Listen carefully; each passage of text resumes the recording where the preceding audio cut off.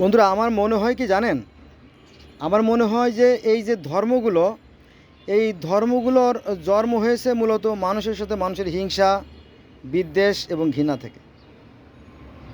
তার প্রমাণ আমি দেবো, আপনি আমার সাথে ছাত্র থাকেন। সে হচ্ছে যে দেখেন যে এই যে সনাতন ধর্ম, হিন্দু ধর্ম, এই ধর্মে ঈশ্বর কিন্তু নিরাকার, জ্যোতিময়, অশরীরী এবং জন্মমৃত রহিত।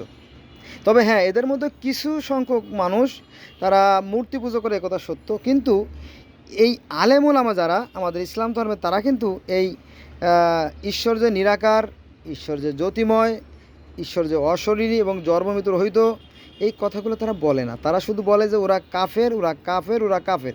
এক ধারসে বলে যায় ওরা কাফের, ওরা মূর্তি পুজো করে, ওরা শিরক করে, ওরা কাফের।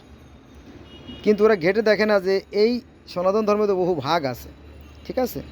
তো এরকম তো আরও বহু ধর্ম আছে, যেমন আপনার গিলগামেশের মহাকাব্য ঈশ্বর আনু হচ্ছে নিরাকার, 1 নম্বরে। 2 নম্বরে আপনার মিশরীয় ধর্মে ঈশ্বর নিরাকার, যাকে বলা হয় রা। তারপরে 3 নম্বরে গ্রিক ধর্মের যে কাওয়াস, মানে বিশ্ব ব্রহ্মাণ্ডের যিনি সৃষ্টিকর্তা কাওয়াস, তিনিও নিরাকার। তারপরে রোমান ধর্মের যে ইউরেনাস, তিনিও নিরাকার। তারপরে আপনার পার্সিয়ান ধর্মে যে আহুরা মাজদা, তিনিও নিরাকার এবং জ্যোতিময়, অশরীরী। হ্যাঁ।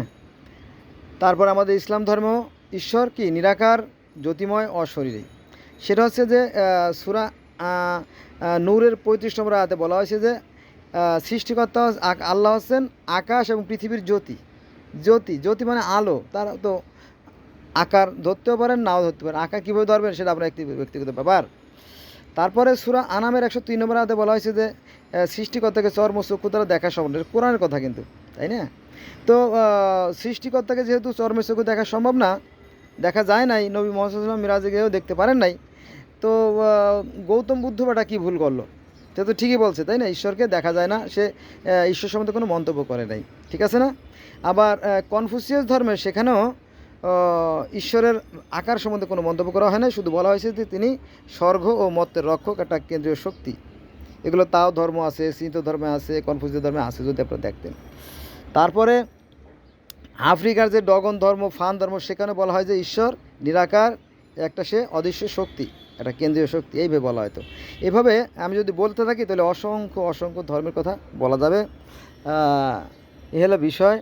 তো আবার আলেম ওলামারা বলে থাকে যে যারা বিজ্ঞানী তারা সৃষ্টিকর্তা বিশ্বাস করেন। এ কথাও শতভাগ মিথ্যে কথা। কারণ হয় 2-4 জন বিজ্ঞানীরা হয়তো সৃষ্টিকর্তা নিয়ে সন্দেহ করে, একথা সত্য। কিন্তু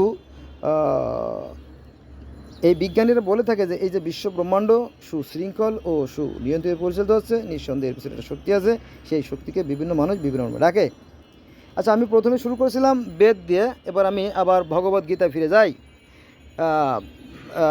সনাতন বা হিন্দু ধর্মের ভাইদের প্রায় সবার ঘরেই ভগবদ্গীতা থাকে।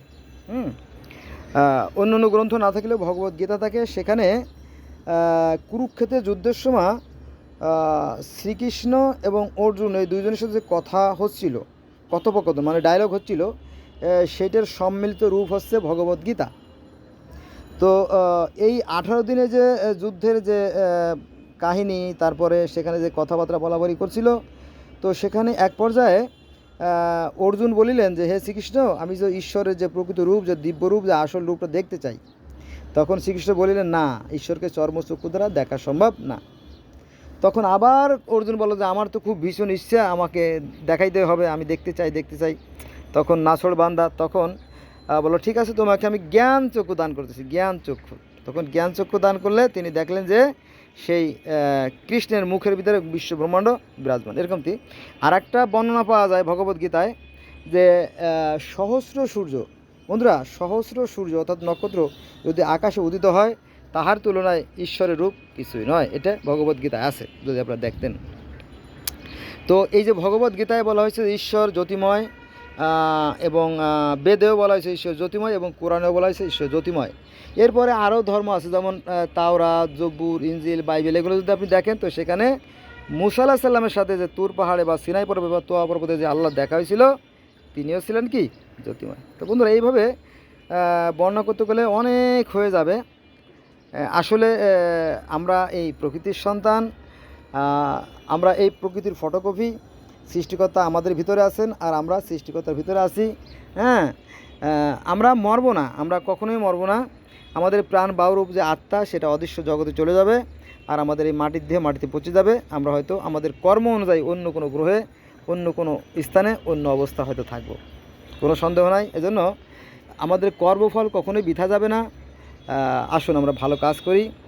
ভালো কাজের ফল কখনোই খারাপ হতে পারে না, আর খারাপ কাজের ফল কখনোই ভালো হতে পারে না। হ্যাঁ, আর এটা আশা করাটা ভুল। আর যেহেতু আমি মুসলমানের সন্তান, কিছু কথা বলতে হয় আমার মুসলমান থেকে। সেটা হচ্ছে যে আল্লাহ আমরা বলে থাকে কলেমা পড়লেই জান্নাতে চলে যাওয়া যাবে, এটা একটা মিথ্যে কথা। তারপরে নামাজ পড়লেই জান্নাত চলে যাবে, এটাও মিথ্যে কথা।